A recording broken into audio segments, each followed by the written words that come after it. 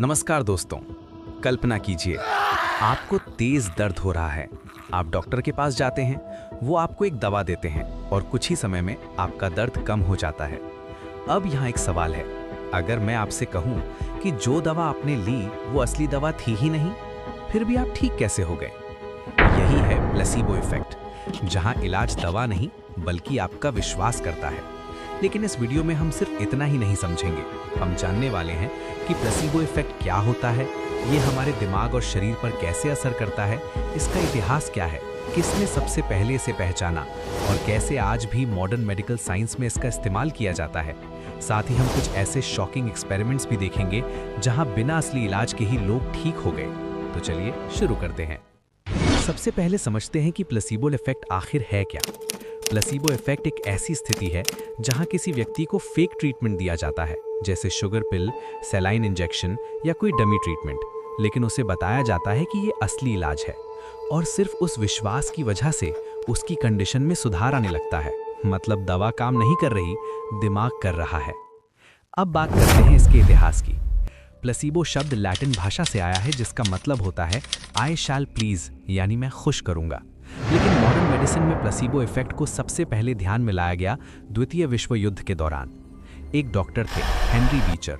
World war 2 के समय battlefield में कई बार ऐसा होता था कि पेन किलर मेडिसिन खत्म हो जाती थीं।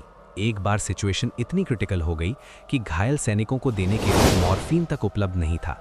तब एक नर्स ने सैलाइन वाटर का इंजेक्शन दिया और सैनिकों को बताया कि ये पावरफुल पेन किलर है। और हैरानी की बात, कई सैनिकों ने कहा कि उनका दर्द कम हो गया। यहीं से साइंटिस्ट को समझ आया कि सिर्फ विश्वास भी इलाज कर सकता है। बाद में हेनरी बीचर ने इस पर रिसर्च की और 1955 में एक फेमस पेपर पब्लिश किया, द पावरफुल प्लेसिबो, जिसमें उन्होंने बताया कि लगभग 30% पेशेंट्स प्लेसिबो से भी इंप्रूवमेंट दिखाते हैं।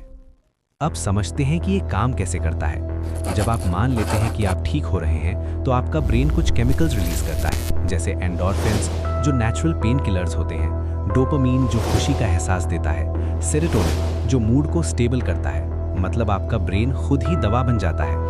अब एक डिटेल्ड एक्सपेरिमेंट देखते हैं। एक स्टडी में पेशेंट्स को 2 ग्रुप्स में डिवाइड किया गया। पहले ग्रुप को असली पेन किलर दिया गया, दूसरे ग्रुप को सिर्फ शुगर पिल दी गई, लेकिन दोनों को बताया गया कि उन्हें पावरफुल मेडिसिन दी जा रही है। कुछ समय बाद रिजल्ट्स आए और सरप्राइजिंग बात यह थी कि प्लेसिबो ग्रुप के कई लोगों का दर्द भी कम हो गया। मतलब उनका ब्रेन पेन सिग्नल्स को सप्रेस कर रहा था।